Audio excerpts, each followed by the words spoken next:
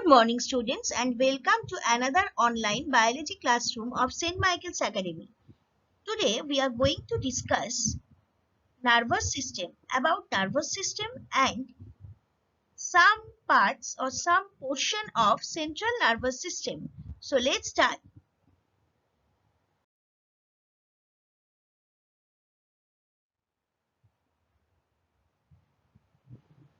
The nervous system is a complex network of nerves and cells that carry messages to and from the brain and spinal cord to various parts of the body.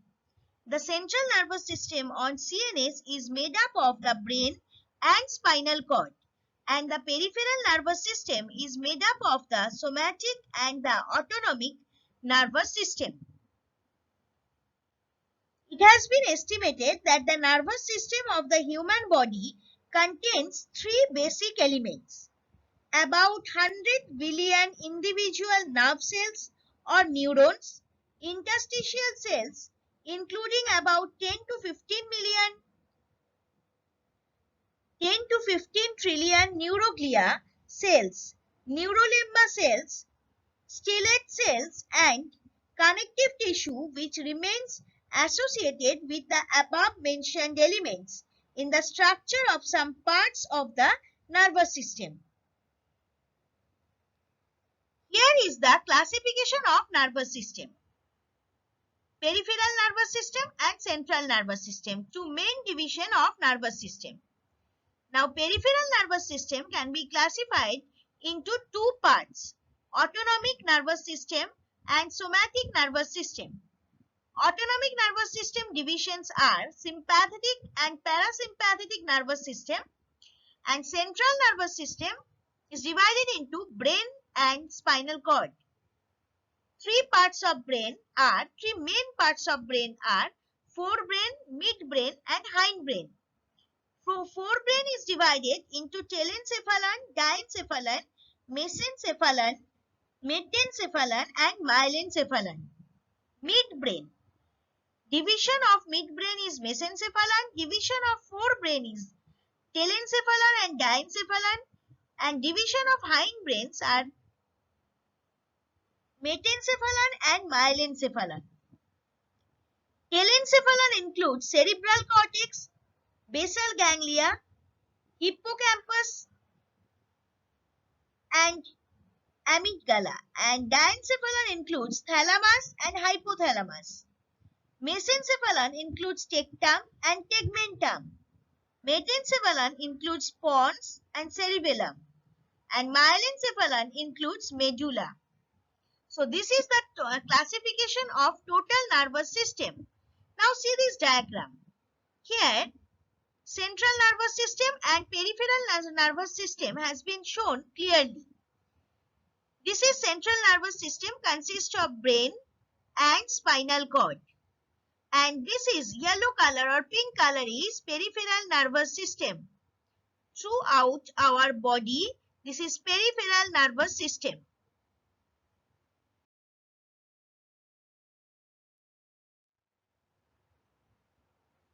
Functions of nervous system. The nervous system is involved in receiving information about the environment around us or sensation and generating responses to that information, that is motor responses. The nervous system can be divided into regions that are responsible for sensation and for the response, that is motor functions, and responsible for sensation is called sensory functions. So you can say that the nervous system acts as a complex information system with all the necessary means for the reception, processing and communication of information. The primary function of the nervous system is the regulation and coordination of the activities of the body. It regulates all types of motor activities such as muscular contraction, rapidly changing visceral events, secretion of exocrine glands, the rates of secretion of some endocrine glands, etc.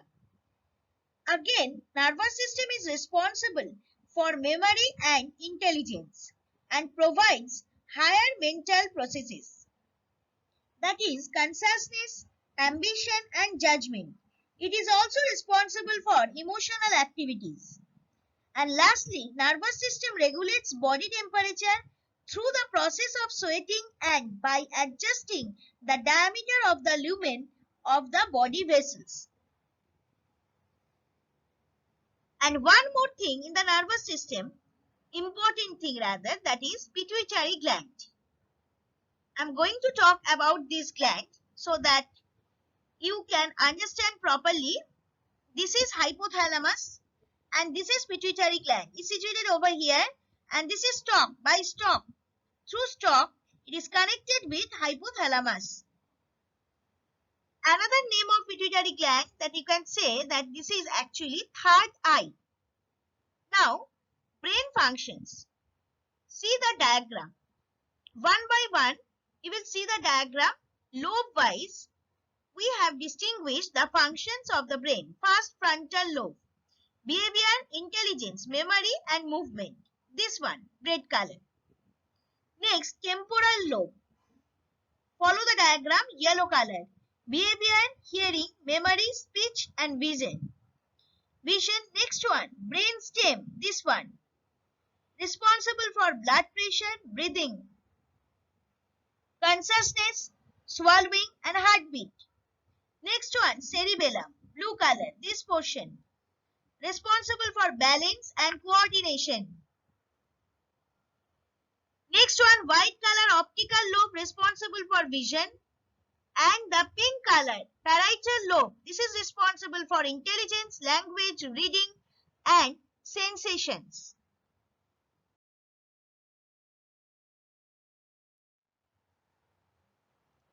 Now we are going to start CNS or Central Nervous System.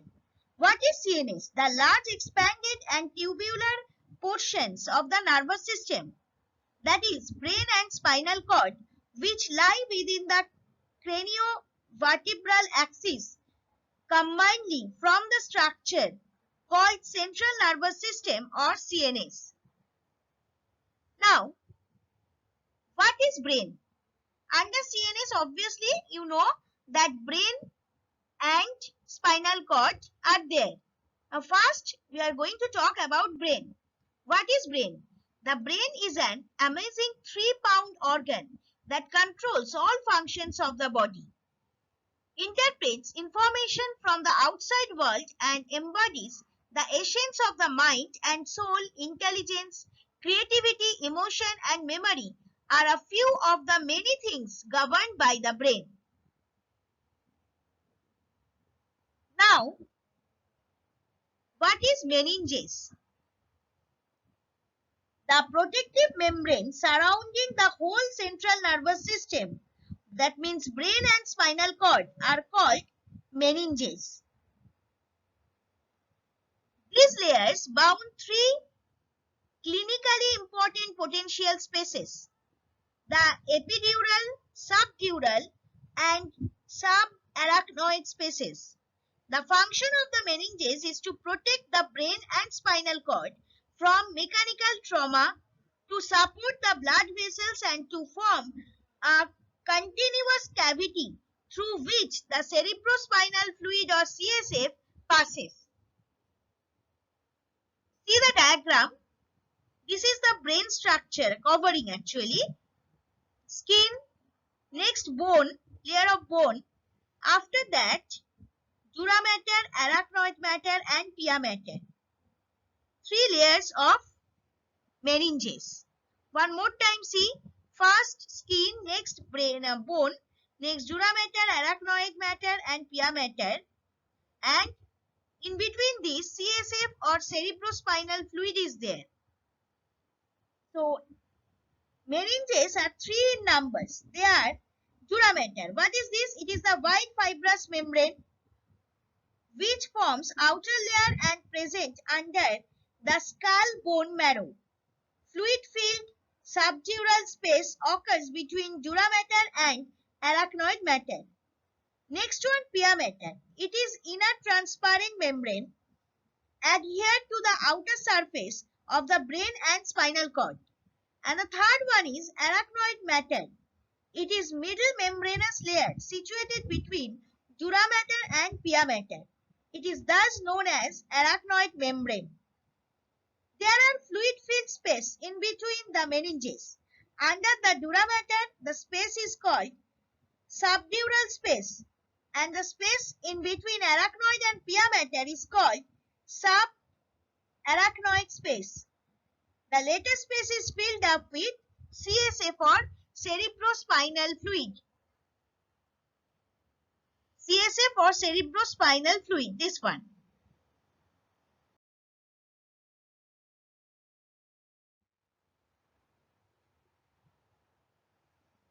Next, ventricles and central canal of CNS.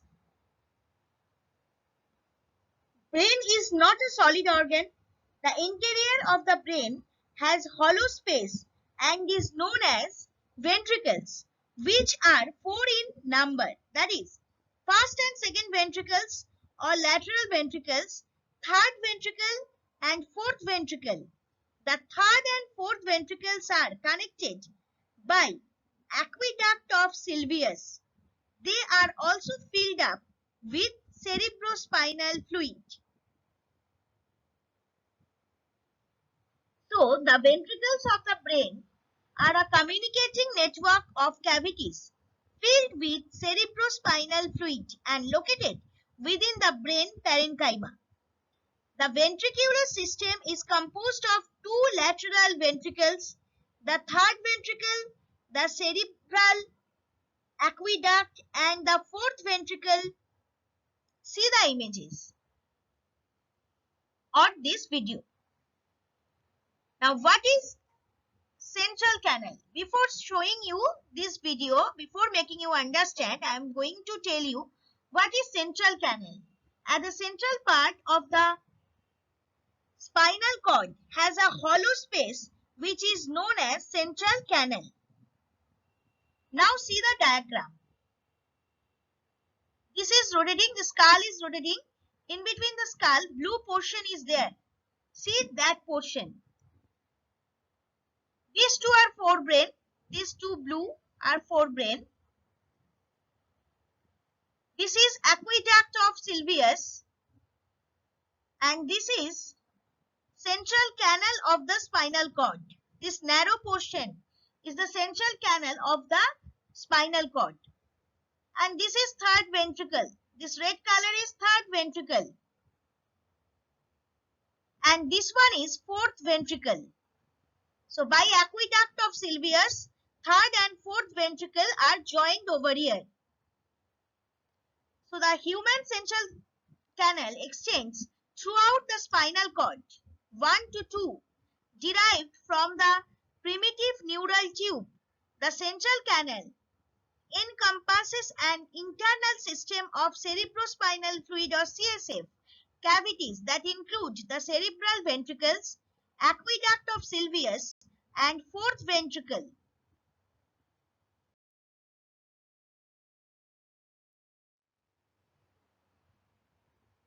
Now, cerebrospinal fluid or CSF. CSF is a clear colorless body fluid found in the brain and spinal cord. It is produced by specialized ependymal cells in the choroid plexuses. So you can say the clear, colorless, transparent, alkaline and modified tissue fluid which is present in the ventricles of brain, central canal of the spinal cord and subarachnoid space of the central nervous system, brain and spinal cord is called cerebrospinal fluid or CSF. CSF resembles colloid-free plasma with certain variations of crystalloid contents. The total volume of CSF is 80 to 150 milliliter in adult and contains glucose, protein, lactic acid, urea, cations like sodium, potassium, calcium, magnesium, and anions like chlorine and bicarbonate, etc. Now, what is the function of CSF? CSF assists the brain by providing protection, nourishment, and waste removal. CSF provides hydromechanical protection of the neuroaxis through two mechanisms. First, CSF acts as a shock absorber and cushioning the brain against the skull. Excuse me. Now see the flow of CSF, this green color portion, from spinal cord or brainstem through brain. Hope so you have understood. This is the way. Follow me, you will understand. Started from here. Next it is coming like this. And then it is spreading out in this way and that way. Like this through the brain, throughout the brain. So, one of the function of CSF is protection. CSF remaining inside and outside the central nervous system. Thus, it acts as soft cushion between the soft and delicate brain substance and rigid cranium. CSF therefore acts as shock absorber against external blow on the head. Next function is supply of nutrition and oxygen. CSF supplies oxygen and nutrition to the nerve cells of central nervous system to some extent. And the third one is excretion. CSF acts as drainage of metabolites which are formed in the nerve tissue of brain and spinal cord.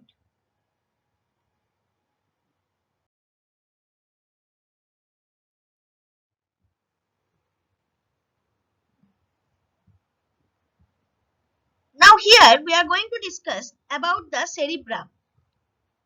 What is cerebrum? The largest part of the brain. It is divided into two hemispheres or hubs called the cerebral hemispheres. Areas within the cerebrum control muscle functions and also control speech, thought, emotions, reading, writing, and learning.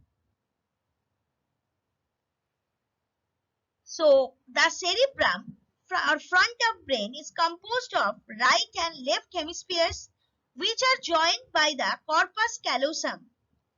Functions of the cerebrum include initiation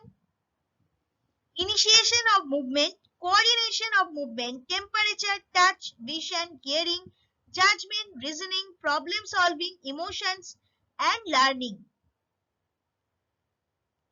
Now see, first you see this diagram. Brain diagram. This is brainstem. That is cerebellum. This portion is cerebellum. This is brainstem.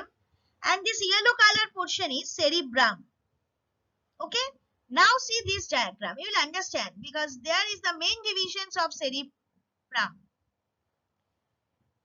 Follow the diagram. Frontal lobe. Next parietal lobe. Next occipital lobe. And the next one is temporal lobe. Okay. And here is the function of cerebrum. So there are four lobes in cerebrum. Frontal lobe means anterior part, parietal lobe means middle top part, occipital lobe means posterior part, and temporal lobe means below parietal and internal part. And another one portion is there, that is insula. It cannot be seen at the surface of the brain because it is buried within the lateral cerebral sulcus, deep to the parietal, frontal and temporal lobe. There are some fissures also. Each cerebral hemisphere has four big main fissures. They are central sulcus or fissure of Ronaldo, present between frontal and parietal lobes. Next one, parieto-occipital sulcus, present between parietal and occipital lobes. Third one, sylvian or lateral fissure, present between parietal and temporal lobe. And fourth one, calloso-marginal fissure, present between temporal and insular lobes. Each lobe is again subdivided by smaller lobes by sulci. Hope so you have understood the total structure. Now see the functional portion. See this, this portion is responsible for judgment. This portion for movement, sensation, vision, coordination, memory, reward, pain. So these are the portion of cerebrum that are responsible for the various functions that we used to do in our regular life. We used to cry, we used to get angry. So everything will be organized properly by cerebrum.